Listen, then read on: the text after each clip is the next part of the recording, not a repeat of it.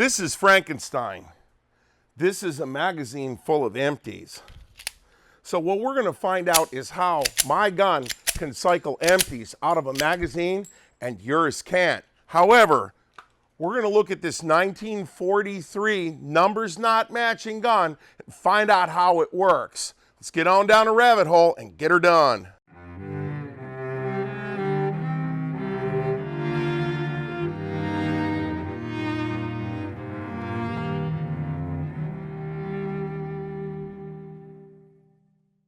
One of my patrons dropped a 1911 in our lap to be conserved. He said, well, it's not numbers matching. It's from 1943. It's been, well, why doesn't this thing get some love like everything else gets some love? Well, first of all, inert object laying on the table. So we're going to make sure that we have the magazine out of it. And we're going to make sure that there's nothing in it. Here I have 3 rules in front of the standard rules of firearms handling. 1, get the weapon out of the hands of the customer as soon as possible. 2, keep your finger off the trigger. And 3, half of all muzzle loaders are actually loaded. And then it's all guns are loaded until proven otherwise. Don't point it at something you don't want to kill and be sure of your target and beyond. I just wanted to cover that because that's just such a mystery to a lot of people. There's some things that there are a lot of differing opinions about how to take one of these things apart. My opinion is to come back, take the slide release out of it, and I know you're looking through my hands here. Hold on a minute. Take the slide release out of it and then put your hand underneath it and take the frame off of the slide. I like that because sometimes parts will come raining out of the bottom of this thing. For the rest of this, I think we're going to refer back to a trick that I just found out last week. I've got it apart here.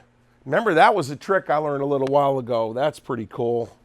We might do a slow-mo with this from the overhead camera. I don't know. But it takes about 5 minutes to field strip a 1911, and then it takes probably another 20 to tear it all the way apart again. So we're going to look at this World War II vintage 1911 that was probably, and this is an opinion, probably cosmolined or whatever, somewhere in the 50s. It'd be my guess. I don't know. It's an opinion. I've got it as far apart as you actually want to take it apart. There are a couple of pins that are staked in this thing, and we'll talk about these parts being staked. The grip bushings are among the biggest one of them. So anyway, this is all the parts to a 1911. Grips, frame, that's the mainspring housing, grip safety, hammer, the sear and disconnector arrangement, the thumb safety, slide release, magazine release, magazine holding device, the front end of the recoil spring assembly. And honestly, I'm escaping me what the correct name of that is. I'll find out for you by the end here. Barrel, bushing, slide, extractor, firing pin return spring, the recoil shield, the rear sight, magazine spring, and follower.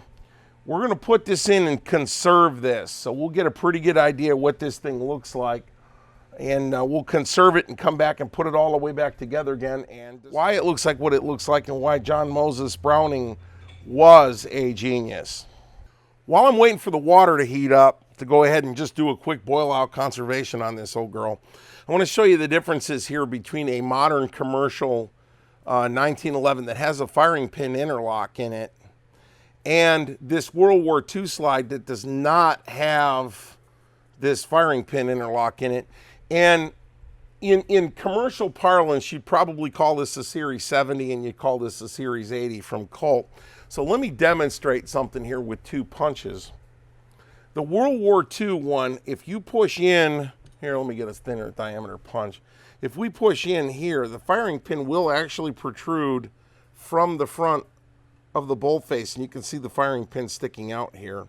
And of importance to note, and we'll show it later, I'll mic it, the firing pin is not long enough to bridge the gap from here to here. It's an inertial firing pin. We'll talk about that. This firing pin cannot be pushed unless this plunger has been depressed and now it sits through. So that plunger has to be lifted. How far? That plunger has to be lifted to right there. So that, I measured it before, is about 120 thousandths of an inch that has to be lifted.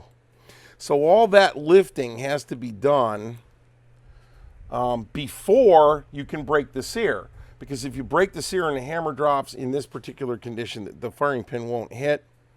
And I don't know how people do this, but if you push this plunger down and let it go, it will lock the firing pin forward.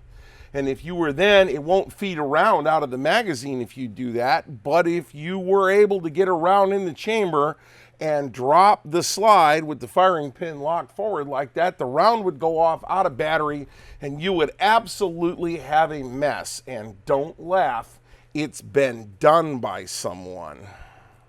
That lever right there rises and touches that. Now it's in this orientation, but you can't see it in this shot, so I've got it turned around. That lever has to be gotten up before the hammer drops. Now what I'm about to do not ever drop one of these hammers without the slide on it. You'll destroy the frame. But in this case, the lever has to get up high enough before the sear lets go. So this gun's been set up the right way. I just wanted to show you all that, and that's the difference when you're buying parts. They'll ask you, what they're really asking you is does it have a firing pin safety or not? And that also makes a difference when we talk about the the extractor has to have a cut to go around it. There's a lot of other things, and if you drive the rear sight out of this, the spring comes flying out the top, and it's a flipping mess, but that's a gunsmithing issue. My little boiling gizmo is coming up the temperature here, so we're just going to throw all these parts in the basket to make them less painful to retrieve. And we'll go ahead and do the conversion on everything. I think we're going to leave the little screws out so we don't have to fish them out of the bottom. I've had people ask me, does this conversion process affect the temper on springs? And by definition, water at approximately sea level, and trust me, in Charleston, we're slightly below sea level half the time, boils at 212 degrees Fahrenheit, 100 degrees centigrade. And no matter how much energy you put into it, it just converts itself into water vapor faster. So since spring temper doesn't start drawing until you're in the, I don't know, low 300s, we're fine. We're not going to screw up any springs. So we're just going to boil the whole thing for about an hour and let this cook while we go get lunch. Just a little French fryer we got set up for doing small stuff. There's the parts are in there boiling, and we're fine. And all we are doing is liquefying any dried on oils. We're converting rust from ferroferric to ferric oxide, and we're also getting rid of that. There's quite a lot of that multisyllabic word of which we are not allowed to mention in my shop. All right, we've come out of the boiling tank here, wire wheeled it, started doing some things, and wow, this gun reappears out from underneath all that mung. Still parkerized, still looking sharp. The owner of it was a little bit concerned because it's not numbers matching, it's not anything, but of course it needs saving. So there's a couple things inside this gun that I want to point out that I see people consistently screw up. The biggest thing that gets screwed up are these bushings. This frame is actually quite thin right here. It's not very thick.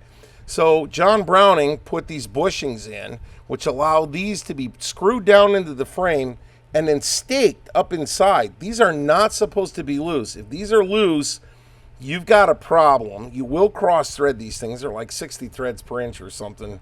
You will cross thread them. So the grip bushing should never be taken out. And you've got to be very careful that if one does come out that it's not cross threaded. And if it comes out, I'm going to tell you what, it's going to take a gunsmith to have the tap to do it. That's the first thing. So now while we're talking about the frame, we're going to flip this over here. And we're talking about the second most screwed up thing on a 1911 that I have ever seen here. And that is this gizmo. This is the magazine release. So when this is put inside, that part comes in and then rolls down into that recess. All of that assembles, and I'm putting it together without the spring for a reason because I don't want the weight on it. That part slides inside here, and when it's up in there like that, you rotate that screw head and that thing slips in like that. Then the part is dropped down in the gun, and while it is in alignment with the groove cut in the frame, you take the screw slot, you rotate it, and then all of a sudden the spring becomes active. So allow me to demonstrate. And I'll have to take it back out again. Actually, so that we don't get out of order, let me show you. No, we'll keep going, we'll keep going, we'll keep going. We can come back out again. This guy goes down inside here. Okay. All right, let me get on that stud. Wow, that sucker's going to kick my butt here, isn't it? Here it goes. I think it's on that stud. It goes up in there.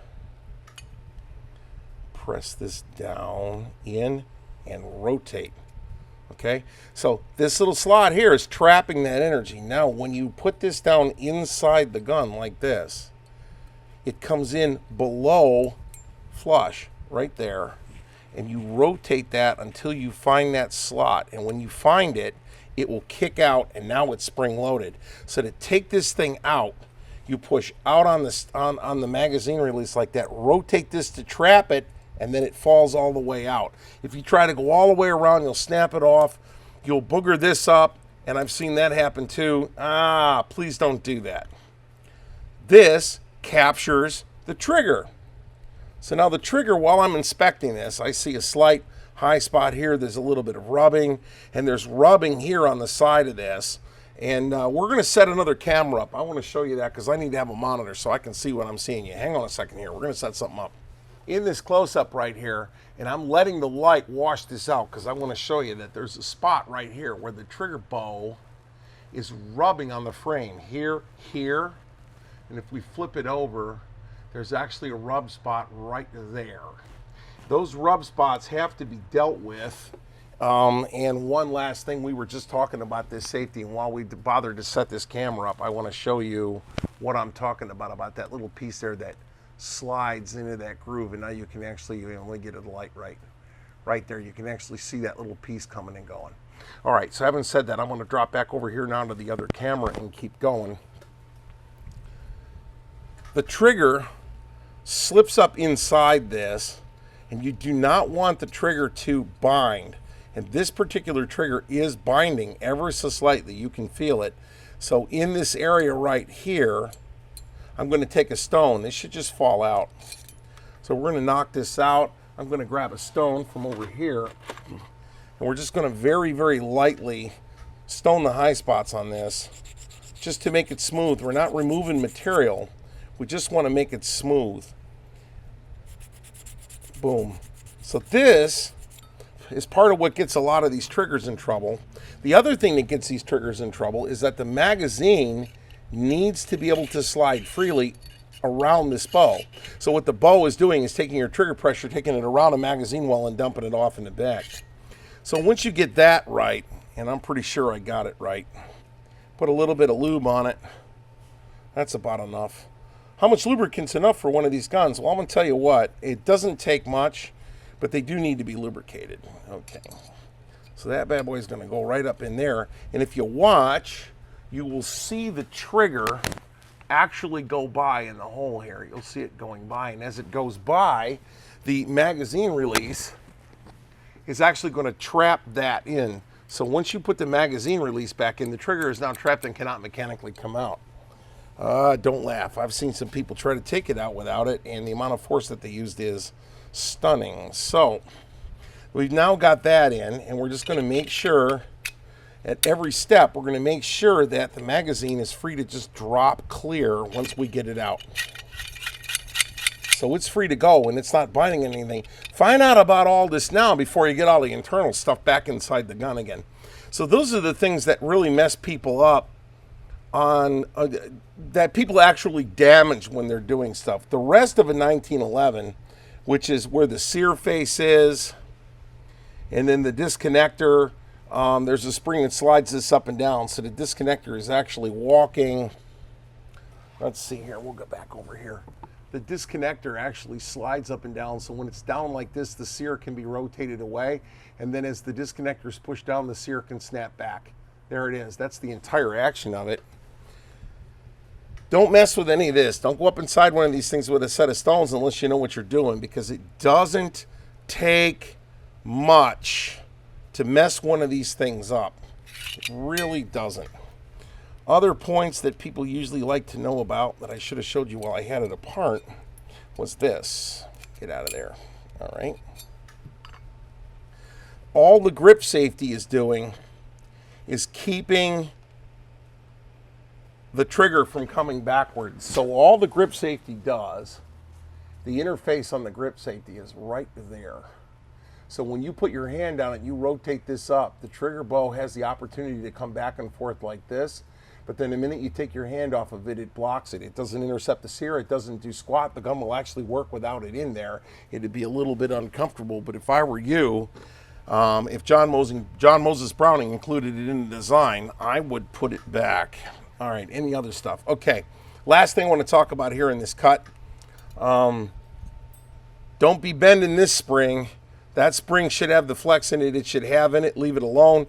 It's got 3 hands on it. It's got one for pushing on a sear. It's got one for pushing up on the disconnector, and it's got one for pushing the grip safety back. Slide. Why did we take the rear sight out? I don't know if it really showed up when we took it apart, but there was a lot of actual red rust underneath this thing. I had to beat on it pretty hard to get it apart.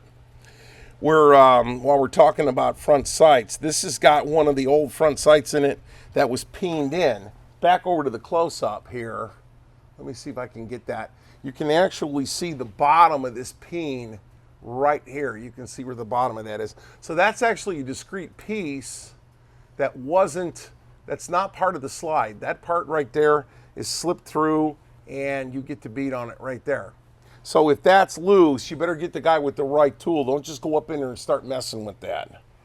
All right, last thing.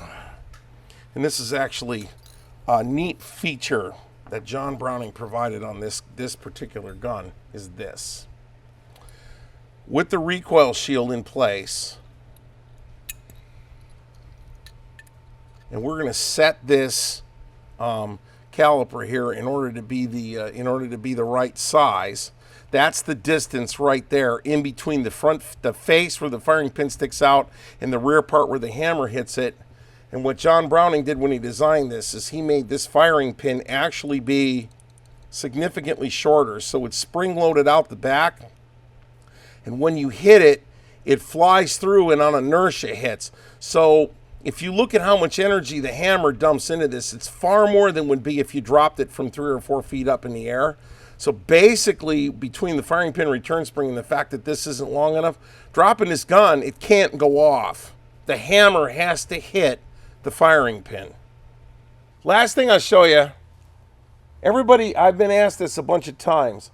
Why does this spring have this goofy little bend in it? Right here. What's that goofy little bend for? This is actually a double-ended spring, and it does 2 things. It sits through the firing pin tunnel. Got to put it in the right way. Firing pin tunnel, listen to me. It sits through this tunnel here that's mounted on the side of the gun, which is another thing that you do not take off. This is staked on. Don't take it off. This end of the plunger that sticks out is for the slide release, and this end of the plunger is going to bear up against the safety. But the beauty of that little itty bitty kick in that spring is that when you tip the gun up in the air, it doesn't fall out on you. So if you ever have to take the thumb safety out, it doesn't fall out. And then it kind of splits that spring into 2 pieces and lets that end work that way and lets that end work that way. I just thought I'd bring that up.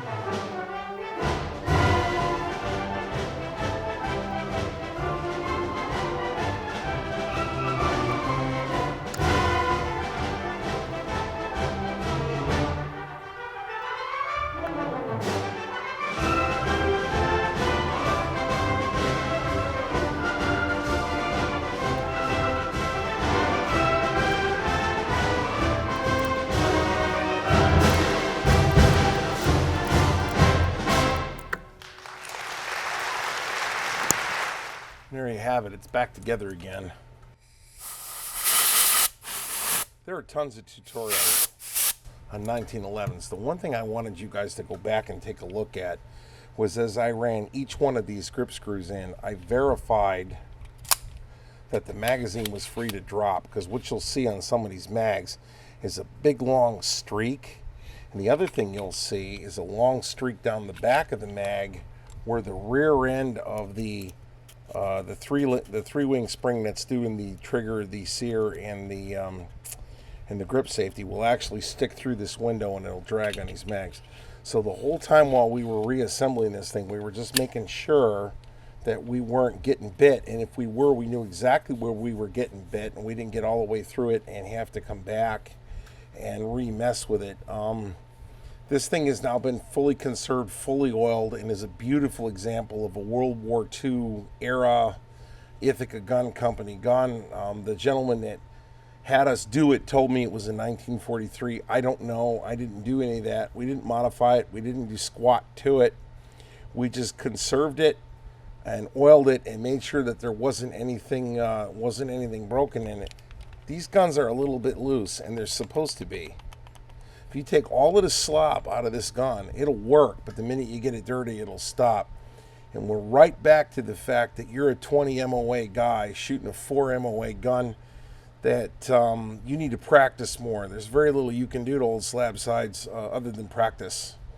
It takes a lot of work to learn how to shoot this, and it's not because of its recoil. It's just because, like anything in life, perfect practice makes perfect. For all you 1980s Navy guys, we were taught how to do it this way. Snap, holding your thumb back here, crackle, and then pop. Put the thumb safety on. All the time keeping your finger out of the trigger guard, and then just verifying that this thing's going to run.